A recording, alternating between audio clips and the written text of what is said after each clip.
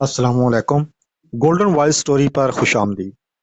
जब सुमेरा की शादी उसके ख्वाबों के शहजादे अली से हुई तो वो खुशी पहली ही रात गहरी नींद की नजर क्यों हो गई।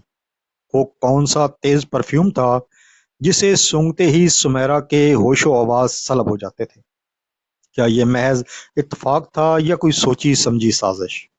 शोहर का रात की आखिरी पहर बिस्तर से गायब होना और लान में छुप कर किसी से बातें करना। क्या अली सुमेरा को धोखा दे रहा था। वो खूबसूरत लेडी डॉक्टर कौन थी जिसके साथ अली अस्पताल के कॉरिडोर में नजर आता था। क्या सुमेरा की मोहब्बत एक दूसरी औरत की भेंट चढ़ने वाली थी। कहानी शुरू करने से पहले गुजारिश है कि अगर आप चैनल पर नए हैं तो चैनल को सब्सक्राइब कर लें और कमेंट करके ये ज़रूर बताएं कि आज की कहानी आपको कैसी लगी है। अब चलते हैं कहानी की तरफ। मेरा नाम सुमेरा है। मेरा ताल्लुक एक ऐसे खुशहाल और पढ़े लिखे घराने से है जहां मोहब्बतों की रेल पेल थी। मैं अपने घर में सबसे छोटी और लाडली थी। वालदैन के साय के साथ साथ मेरे तीन बड़े बहन भाइयों ने मुझे कभी किसी चीज की कमी महसूस नहीं होने दी। मेरी हर फरमाइश, चाहे वो कितनी ही अजीब क्यों ना हो, उनके लिए हुक्म का दर्जा रखती थी। मैं अभी जबान से कुछ कहती न थी कि वो ख्वाहिश पूरी हो जाया करती थी। जिंदगी किसी खूबसूरत ख्वाब की मानिंद गुजर रही थी, मगर तकदीर के लिखे को कौन टाल सकता है। पहला बड़ा धचका तब लगा जब मेरी प्यारी अम्मी को कैंसर जैसी मोहलक बीमारी ने आ घेरा। वो चंद माह की कशमकश के बाद हमें रोता छोड़कर खाल की हकीकी से जा मिली। घर की रौनकें मांद पड़ गईं, मगर मेरे बड़े भाई ने हिम्मत न हारी। अब्बू ने बड़े भाई की शादी कर दी ताकि घर में एक बार फिर जिंदगी लौट आए। मेरी भाभी कुदरत का एक अनमोल तोहफा साबित हुई। उन्होंने मुझे कभी ये एहसास ही ना होने दिया कि मेरी माँ इस दुनिया में नहीं है। वो मेरा माँ की तरह ख्याल रखती थी। और भाई ने तो मेरी शादी की तमाम जिम्मेदारी ही उनके कंधों पर डाल दी थी।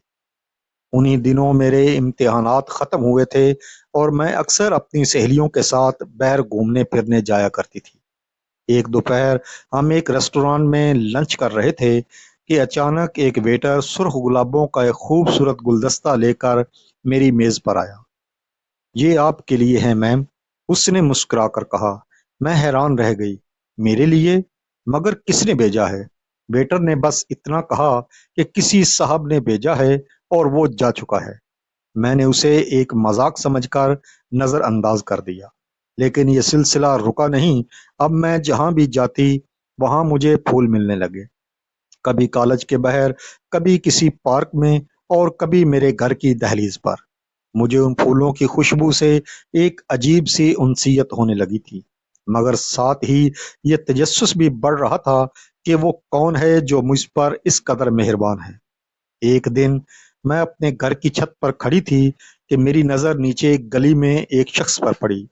उसने स्याह जैकेट पहनी हुई थी और वो तेजी से मेरे कमरे की खिड़की के अंदर एक फूल फेंक कर मुड़ा।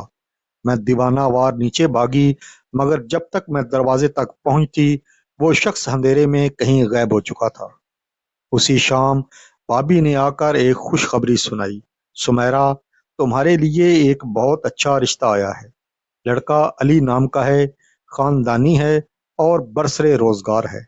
मेरा दिल उन फूलों वाले अजनबी में अटका हुआ था, मगर खानदानी रवायात और भाई की खुशी के आगे मैंने सर झुका दिया। अली से शादी से पहले चंद बार मुलाकातें हुई। हमारा खानदान काफी आजाद ख्याल था, इसलिए हमें बातचीत का मौका मिला। मगर अली बहुत अजीब था। वो बहुत कमगू, संजीदा और कटा कटा रहने वाला इंसान था। वो कभी खुलकर बात नहीं करता था, हमेशा जैसे किसी गहरी सोच में डूबा रहता। मैंने भाभी से शिकायत की तो उन्होंने हंसकर टाल दिया। अरे पागल, शादी से पहले मर्द ऐसे ही शर्मीले और रुखे होते हैं। तुम्हारे भाई को नहीं देखा, शादी के बाद देखना ये तुम्हारे आगे पीछे कैसे फिरता है। मैं खामोश हो गई, मगर मेरे दिल के किसी कोने में एक खटका सा लगा रहा। शादी हो गई और मैं अली के घर आ गई। अली ज़ाहिरी तौर पर बहुत वजी और हैंडसम था, شادی کی پہلی رات جب وہ کمرے میں داخل ہوا تو اسے دیکھ کر میرا دل خوشی سے بھر گیا۔ میں چاہتی تھی کہ وہ مجھ سے ڈھیروں باتیں کرے، مگر اس سے پہلے کہ وہ کچھ کہتا، مجھ پر نیند کا ایسا غلبہ طاری ہوا کہ میری آنکھیں بوجھل ہونے لگیں۔ مجھے بس اتنا یاد ہے کہ علی نے ایک بہت تیز خوشبو والا پرفیوم لگایا ہوا تھا، اور اس کے بعد مجھے کچھ ہوش نہ رہا۔ اگلی صبح جب میں سو کر اٹھی تو سورج کافی بلند ہو چکا تھا۔ میں شرمندگی سے پانی پانی ہو رہی تھی کہ شادی کی پہلی رات میں اپنے شوہر سے بات کیے بغیر ہی سو گئی۔ علی کمرے میں آیا تو میں نے معذرت کی، مگر اس نے بڑے تحمل سے کہا، کوئی بات نہیں سمیرا، تم تھک گئی ہوگی، آرام ضروری ہے۔ اس کا یہ رویہ مجھے بہت اچھا لگا، مگر یہ سلسلہ روز کا معمول بن گیا۔ علی روز رات کو جب گھر آتا، اس کے جسم سے وہی مخصوص تیز پرفیوم کی بو آتی، اسے سونگھتے ہی میں بے ہوشی جیسی نیند سو جاتی۔ مجھے عجیب لگتا تھا کہ میں اپنے گھر میں رات کے 3 بجے تک جاگا کرتی تھی، مگر یہاں عشاء کے فوراً بعد ہی مجھ پر غنودگی کیوں طاری ہو جاتی ہے۔ ایک رات اچانک ایک ڈرونے خواب کی وجہ سے میری آنکھ کھل گئی۔ میں پسینے میں شرابور تھی اور گھبرا کر علی کو پکارا، مگر بستر کا دوسرا حصہ خالی تھا۔ میں اٹھی اور پورے گھر میں اسے ڈھونڈا، باتھ روم، کچن، یہاں تک کہ اسٹور روم میں بھی دیکھ لیا، مگر علی کہیں نہیں تھا۔ میں سہم کر بستر پر بیٹھ گئی۔ کافی دیر بعد علی لان کی طرف سے آتا ہوا دکھائی دیا۔ آپ کہاں تھے علی؟ میں نے کپ کپاتی آواز میں پوچھا۔ تم تو سو گئی تھی، مجھے نیند نہیں آ رہی تھی تو میں لان میں ٹہلنے چلا گیا، اس نے سپاٹ لہجے میں جواب دیا۔ مجھے اب شک ہونے لگا تھا، کیا علی مجھے جان بوجھ کر سلا دیتا ہے؟ وہ تیز پرفیوم کیا کوئی نشہ آور چیز ہے؟ میرا شک تب یقین میں بدل گیا جب ایک دن میں نے الماری سے اس کے بیگ کی تلاشی لی، وہاں مجھے وہی پرفیوم کی بوتل ملی۔ تجسس میں میں نے اسے سونگا تو چند منٹوں میں ہی میرا سر چکرانے لگا۔ میں سمجھ گئی کہ دال میں کچھ کالا ہے۔ میں نے ایک منصوبہ بنایا۔ اگلے دن علی کے آنے سے پہلے میں نے اپنی ناک میں روئی کے چھوٹے ٹکڑے ٹھونس لیے تاکہ خوشبو کا اثر نہ ہو۔ جیسے ہی علی آیا، میں نے سونے کی اداکاری شروع کر دی۔ میں نے نیموا آنکھوں سے دیکھا کہ علی میرے قریب آیا، اس نے وہی پرفیوم نکالا اور بڑی بے رحمی سے مجھ پر چھڑک دیا۔ میں ششدر رہ گئی۔ میرا اپنا شوہر مجھے نشہ دے رہا تھا۔ وہ بہر گیا تو میں پیچھے پیچھے چلی۔ وہ ساری رات لان میں کسی سے فون پر باتیں کرتا رہا۔ میرا دل ٹوٹ گیا۔ مجھے لگا کہ اس کا کسی اور عورت کے ساتھ چکر ہے۔ میں نے اس کا پیچھا کرنے کا فیصلہ کیا۔ ایک دن میں نے اسے شہر کے ایک بڑے اسپتال میں ایک انتہائی خوبصورت خاتون ڈاکٹر کے ساتھ دیکھا۔ وہ دونوں بہت بے تکلف تھے۔ میرے پیروں تلے سے زمین نکل گئی۔ کیا علی اس ڈاکٹر کے لیے مجھے دھوکہ دے رہا ہے؟ چند دن بعد میری طبیعت بگڑ گئی اور میں اس اسپتال میں داخل ہوئی۔ وہاں جب ہوش آیا تو وہی ڈاکٹر میرے سامنے کھڑی مسکرا رہی تھی۔ تمہارے شوہر علی نے تمہارا بہت خیال رکھا، تم بہت خوش قسمت ہو، اس نے کہا۔ میں نے تلخی سے جواب دیا، خوش قسمت؟ جو شوہر دوسری عورتوں کے ساتھ گھومتا پھرے وہ قسمت والا کیسے ہو سکتا ہے؟ ڈاکٹر حیران رہ گئی۔ تم غلط سمجھ رہی ہو سمیرا، سچ وہ نہیں جو تم دیکھ رہی ہو۔ جاؤ اپنے شوہر سے سچ پوچھو۔